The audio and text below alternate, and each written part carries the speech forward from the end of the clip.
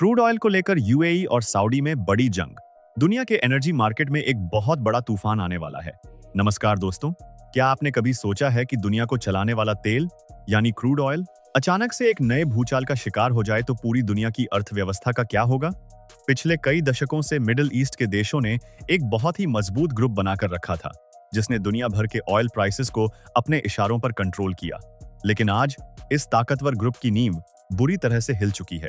UAE और Saudi Arabia, जो कभी एक दूसरे के सबसे करीबी दोस्त और सहयोगी माने जाते थे, आज उनके बीच एक बड़ी और ऐतिहासिक जंग शुरू हो चुकी है। यूएई ने एक ऐसा फैसला लिया है जिसने ग्लोबल एनर्जी मार्केट में हड़कंप मचा दिया है। यूएई ने डिसाइड किया है कि वो दुनिया के सबसे ताकतवर तेल संगठनों यानी ओपेक और ओपेक प्लस से पूरी तरह बाहर निकल जाएगा। यह एक ऐसा बड़ा झटका है जो न सिर्फ सऊदी अरेबिया के घमंड को तोड़ेगा, बल्कि पूरी दुनिया के ऑयल मार्केट को हिलाकर रख देगा। आखिर यूएई ने यह इतना बड़ा कदम क्यों उठाया? सऊदी अरेबिया के साथ उसकी ऐसी क्या दुश्मनी हो गई कि बात यहां तक पहुंच गई? इन दोनों की इस वर्चस्व की लड़ाई का पूरी दुनिया पर क्या प्रभाव पड़ेगा? और सबसे अहम सवाल, इसका भारत की अर्थव्यवस्था और हम आम लोगों की जेब पर क्या सीधा असर पड़ेगा? आज हम इस बेहद गंभीर मुद्दे की गहराई में जाएंगे और हर एक डिटेल को बिल्कुल आसान भाषा में समझेंगे। ओपेक और ओपेक प्लस आखिर क्या है और यह कैसे काम करता है? इस पूरे विवाद की जड़ को समझने से पहले हमें यह जानना होगा कि आखिर ओपेक क्या है और यह पूरी दुनिया को कैसे कंट्रोल करता है। Organisation of the petroleum exporting countries, जिसे हम शॉर्ट में ओपेक कहते हैं, यह दुनिया के उन देशों का एक पावरफुल समूह है जो सबसे ज्यादा तेल का उत्पादन करते हैं। इसे आज से कई दशक पहले 1960 में बागदाद में बनाया गया था, लेकिन आज की डेट में इसका हेडक्वार्टर वियना में स्थित है। इस खास ग्रुप में Saudi Arabia, Iran, Iraq, Kuwait और यूएई जैसे बड़े तेल उत्पादक देश शामिल रहे हैं। समय के साथ जब दुनिया की जरूरतें बढ़ीं, तो 2016 में एक और नया गठबंधन बनाया गया जिसे ओपेक प्लस का नाम दिया गया।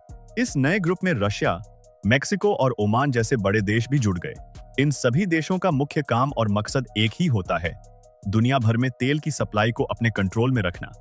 अगर आसान शब्दों में कहें तो दुनिया भर में जितना भी तेल निकाला जाता है, उसका 50% से ज्यादा हिस्सा इन्हीं देशों के पास मौजूद है। यह देश जब चाहते हैं तेल का प्रोडक्शन बढ़ा देते हैं और जब चाहते हैं उसे कम कर देते हैं। इसी सप्लाई की चेन को कम या ज्यादा करके यह लोग इंटरनेशनल मार्केट में तेल के दाम तय करते हैं। इतने सालों से यह कोऑर्डिनेशन बहुत अच्छी तरह से चल रहा था, लेकिन अब यूएई के इस ग्रुप को छोड़ने के बाद दशकों पुराना यह पूरा सिस्टम टूटने के कगार पर आ गया है। यूएई ने ओपेक को छोड़ने का इतना बड़ा फैसला क्यों लिया? अब सबसे बड़ा सवाल यह आता है कि जब सब कुछ ठीक चल रहा था और पैसा भी बन रहा था, तो यूएई ने अचानक से इस ग्रुप से बाहर होने का निर्णय क्यों लिया? इसका सबसे पहला और सबसे बड़ा कारण है प्रोडक्शन कोटा का विवाद। ओपेक अपने हर मेंबर को एक फिक्स कोटा देता है कि आप एक दिन में सिर्फ इतना ही मिलियन बैरल तेल निकाल सकते हैं। इससे ज्यादा तेल निकालने की किसी को इजाजत नहीं होती है। यूएई की सबसे बड़ी समस्या यह थी कि उसने पिछले कुछ सालों में अपने नए ऑयल फील्ड्स और इंफ्रास्ट्रक्चर में बहुत भारी इन्वेस्टमेंट किया हुआ था। यूएई की तेल निकालने की कैपेसिटी बहुत ज्यादा है, लेकिन ओपेक की लिमिटेशन के कारण वह अपनी पूरी कैपेसिटी का इस्तेमाल बिल्कुल नहीं कर पा रहा था। आपको बता दें कि यूएई हर दिन लगभग 3.5 मिलियन बैरल तेल निकालता था, लेकिन उसके पास इससे कहीं ज्यादा तेल निकालने की क्षमता थी, जिसे स्पेयर कैपेसिटी कहते हैं। यूएई की यह स्पेयर कैपेसिटी 1.5 मिलियन बैरल प्रतिदिन की थी। यूएई चाहता था कि वह ज्यादा से ज्यादा तेल बेचकर भारी पैसा कमाए, ताकि उस पैसे को वह अपनी इकोनॉमी को आगे बढ़ाने में लगा सके, लेकिन ओपेक के सख्त नियम उसे ऐसा करने से रोक रहे थे। यूएई को यह बात समझ आ गई थी कि इस ग्रुप में रहकर उसका बहुत बड़ा आर्थिक नुकसान हो रहा है, और यही वजह है कि उसने इससे बाहर निकलने का मन बना लिया। सऊदी अरेबिया के साथ सीधा टकराव और बढ़ती दुश्मनी। यूएई के इस ऐतिहासिक फैसले के पीछे एक और बहुत बड़ी वजह है सऊदी अरेबिया के साथ उसका बढ़ता हुआ तनाव और टकराव। हम सब जानते हैं कि ओपेक के अंदर सऊदी अरेबिया का बहुत बड़ा दबदबा चलता है। सऊदी अरेबिया जो चाहता है और जैसे चाहता है, पूरे ग्रुप को उसी तरह से काम करना पड़ता है। पिछले कुछ समय से सऊदी अरेबिया की यह रणनीति रही है कि मार्केट में तेल की सप्लाई को टाइट रखा जाए, यानी कम रखा जाए, ताकि दुनिया भर में तेल के दाम हमेशा ऊंचे बने रहें। इससे सऊदी अरेबिया को बहुत मोटा फायदा होता है। लेकिन यूएई की सोच इससे बिल्कुल अलग दिशा में थी। यूएई का साफ तौर पर मानना था कि हमें तेल का उत्पादन बढ़ाना चाहिए और दुनिया भर में अपना मार्केट शेयर तेजी से बढ़ाना चाहिए।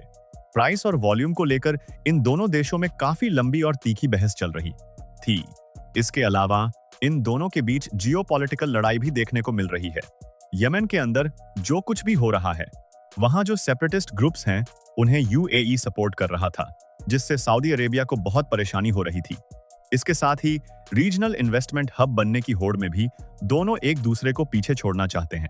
यूएई अब यह बिल्कुल भी बर्दाश्त नहीं करना चाहता था कि सऊदी अरेबिया या कोई और देश उसे यह बताए कि उसे अपनी संपत्ति का कैसे इस्तेमाल करना है। भारत की अर्थव्यवस्था पर इसका क्या सीधा असर पड़ेगा। अब आते हैं उस बात पर जो हमारे लिए सबसे ज्यादा जरूरी है, इस पूरी ग्लोबल घटना का भारत के ऊपर क्या प्रभाव पड़ेगा। दोस्तों, जैसा कि हम सब जानते हैं कि भारत अपनी जरूरत का लगभग 85% क्रूड ऑयल बाहर के देशों से इंपोर्ट करता है। इसीलिए दुनिया भर में तेल के दाम में होने वाला कोई भी छोटा या बड़ा बदलाव सीधे हमारी अर्थव्यवस्था और आम आदमी की जेब पर असर डालता है। अगर हम इसके पॉजिटिव साइड यानी फायदों को देखें तो यूएई का ओपेक से बाहर आना भारत के लिए एक बहुत अच्छा और सुनहरा मौका साबित हो सकता है। जब तक ओपेक पूरी तरह से मजबूत था, तब तक तेल बेचने वाले यह सारे देश अपनी मनमानी करते थे और एक कार्टेल बनाकर दाम तय करते थे। भारत के पास मोल भाव यानी बार्गेनिंग करने की ज्यादा पावर नहीं होती थी, लेकिन अब जब यह ग्रुप टूट रहा है और बिखर रहा है, तो भारत के पास विकल्प बहुत ज्यादा होंगे। हम यूएई से सीधा और सस्ता तेल खरीद सकते हैं। भारत अलग अलग देशों के साथ अपने हिसाब से बार्टर डील कर सकता है, जिससे हमारी इंटरनेशनल बार्गेनिंग पावर बहुत मजबूत हो जाएगी। लेकिन हमें इसके नेगेटिव प्रभाव को भी समझना होगा। ओपेक का एक अहम काम ग्लोबल मार्केट में तेल के दाम को स्थिर रखना भी होता था। अगर दाम बहुत तेजी से गिरते या चढ़ते थे, तो ओपेक अपनी सप्लाई बदलकर उसे बैलेंस कर देता था। अब क्योंकि यह ग्रुप कमजोर हो रहा है, तो आने वाले समय में तेल के दामों में बहुत भयानक उतार चढ़ाव यानी वोलेटिलिटी देखने को मिल सकती है। आज तेल का दाम $100 है आज, तो कल अचानक से बहुत नीचे आ सकता है या अचानक से आसमान छू सकता है। अगर तेल के दाम अचानक से बहुत ज्यादा बढ़ गए, तो भारत में ट्रांसपोर्टेशन महंगा हो जाएगा, महंगाई बहुत तेजी से बढ़ जाएगी और हमारा करंट अकाउंट डेफिसिट भी बुरी तरह से बिगड़ सकता है। इससे हमारे विदेशी मुद्रा भंडार पर भी दबाव पड़ेगा। जियोपॉलिटिकल टेंशन और यूएई की लंबी रेस की सोच, इस पूरे मामले में एक और बहुत अहम एंगल है, और वह है ईरान और उस पूरे क्षेत्र की सुरक्षा का मुद्दा। मिडिल ईस्ट में अक्सर कोई ना कोई विवाद या युद्ध चलता रहता है। दुनिया का 20% से ज्यादा ग्लोबल तेल स्ट्रेट ऑफ हॉर्मुज से होकर गुजरता है। जब भी वहां कोई तनाव होता है, तो तेल की सप्लाई में बहुत बड़ी रुकावट आ जाती है। यूएई को अगर ऐसे नाजुक समय में अपना प्रोडक्शन बढ़ाना या कम करना होता था, तो उसे पहले ओपेक के बाकी तमाम देशों से इजाजत लेनी पड़ती थी और सबकी सहमति बनानी पड़ती थी, जिसमें बहुत ज्यादा समय बर्बाद होता था। यूएई चाहता था कि उसे पूरी फ्लेक्सिबिलिटी और आजादी मिले, ताकि वह अपने फैसले खुद और तुरंत ले सके। इसके साथ ही यूएई की एक बहुत लंबी और विजनरी सोच भी है। वह बहुत अच्छी तरह से जानता है कि भविष्य में पूरी दुनिया रिन्यूएबल एनर्जी की तरफ तेजी से जा रही है और आने वाले समय में कच्चे तेल पर दुनिया की निर्भरता बहुत कम हो जाएगी। इसलिए यूएई की रणनीति यह है कि वह अभी से ज्यादा तेल बेचकर बहुत सारा रेवेन्यू इकट्ठा कर ले। इस पैसे को वह लॉजिस्टिक्स, फाइनेंस, टेक्नोलॉजी और रिन्यूएबल एनर्जी जैसे सेक्टर्स में इन्वेस्ट करना चाहता है, ताकि जब भविष्य में दुनिया में तेल की डिमांड कम हो, तब भी यूएई की इकोनॉमी बहुत मजबूती से खड़ी रहे। यह काम वह ओपेक की बंदिशों में रहकर कभी नहीं कर सकता था। ग्लोबल ऑयल मार्केट पर इसका क्या भयानक प्रभाव होगा। यूएई का बाहर जाना ओपेक के लिए एक बहुत बड़ा झटका इसलिए भी है क्योंकि यूएई कोई साधारण देश नहीं है। वह एक बहुत ही हाई क्वालिटी का तेल प्रोड्यूसर है। यूएई जिस एडवांस तरीके से तेल निकालता है, उसमें कार्बन एमिशन बहुत कम होता है, जिसे लो कार्बन एक्सट्रैक्शन कहते हैं। इसके अलावा उसकी लागत भी बहुत कम आती है। ऐसे शानदार और एफिशिएंट मेंबर के चले जाने से ओपेक की साख और उसकी क्रेडिबिलिटी पर बहुत बुरा असर पड़ेगा। मार्केट का जो एक डिसिप्लिन बना हुआ था, वह अब पूरी तरह से ब्रेक डाउन होने की कगार पर है। अब एक डर यह भी सता रहा है कि यूएई जैसे बड़े देश को देखकर बाकी देश भी अपने नेशनल इंटरेस्ट को आगे रखेंगे और इस ग्रुप से बाहर निकलने लगेंगे। आपको बता दें कि यह कोई पहली बार नहीं हो रहा है। इससे पहले 2018 में कतार ने और 2023 में अंगोला ने भी ओपेक को छोड़ने का फैसला किया था।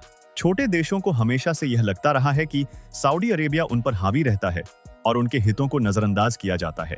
अगर ऐसा ही चलता रहा तो आने वाले समय में ओपेक नाम का यह ग्रुप पूरी तरह से इतिहास बन सकता है। मार्केट में कंपटीशन बहुत ज्यादा बढ़ जाएगा और कोई किसी की नहीं सुनेगा। अमेरिका, ब्राजील और बाकी नॉन ओपेक देशों को इसका बहुत बड़ा फायदा मिलेगा, क्योंकि अब ओपेक का दबदबा धीरे धीरे खत्म हो रहा है। कुछ लोगों का तो यह भी मानना है कि इसके पीछे कहीं ना कहीं यूएसए का भी हाथ हो सकता है, क्योंकि अमेरिका हमेशा से यही चाहता था कि ओपेक का पावर मार्केट से पूरी तरह से खत्म हो जाए। आगे का रास्ता और दुनिया का भविष्य। अंत में अगर हम इस पूरी कहानी का निष्कर्ष निकालें तो यह बात बिल्कुल साफ हो जाती है कि यह सिर्फ किसी एक देश का एक ग्रुप को छोड़ने का मामूली मामला बिल्कुल नहीं है। यह पूरी दुनिया की इकोनॉमी और पावर डायनामिक्स के शिफ्ट होने का एक बहुत बड़ा संकेत है। ओए का यह ऐतिहासिक कदम ओपेक के पतन की शुरुआत माना जा रहा है। इंडिपेंडेंट प्रोड्यूसर्स अब अपनी मर्जी से और खुलेआम काम करेंगे। मार्केट में वोलैटिलिटी और अनिश्चितता का एक नया दौर शुरू होने वाला है। आने वाले समय में दुनिया भर के देशों को अपनी एनर्जी पॉलिसी और सप्लाई चेन में बहुत बड़े बदलाव करने पड़ेंगे, ताकि वह इस नए और बदलते हुए माहौल में सरवाइव कर सकें। भारत को भी अपनी बार्गेनिंग पावर का सही इस्तेमाल करके अपने लिए बेहतरीन डील्स निकालनी होंगी।